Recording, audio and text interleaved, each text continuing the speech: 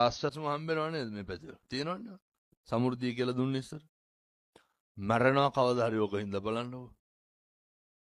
ඇයි? ආයිතින් මේ අපේ පැතිවලින් කවුරුවත් රට යනවා නම් තානාපති සේවයට යන්නේ නැහැ නේ ගෘහ සේවයට යන්නේ. ගියපු ගමන් පෙස්සන් ගහනවා අහවලාගේ ළමයා රටලු ඉන්නේ දෙන්න බාලු. පුදුම රුදාවක් නේ තියෙන සමහරුන්ට අනුන්ගේ දේවල් හොයන්න. හොරෙන් පතලක්වත් කැපෙයිද? පුදුම විදිහට කාණුවක තියෙන වැලි ටිකක් ගන්න බෑ. තේක්ක කොබුඩක්වත් කපන්න පුළුවන්ද? මිනිහා රස්සා විදිහට තමයි ඒක කරන්නේ. කවදා හරි ඕන් කයි කොහෙන් හරි. අනේකගේ දියුණුව අනේකට ලැබෙනව දැකලා පුදුම විදිහට ආශිර්වාද කරන්න පුරුදු වෙන්න.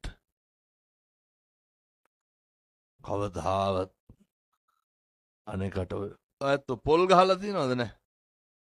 පොල් කියන්නේ මාළු උයන් දහරම නෙමෙයි මං කියන්නේ ගහනවනේ දෙහෙන ගහපන් ඇඹිරියන් කියලා. ඔය කවදාවත් ඔය වැඩ කරන්න එපා.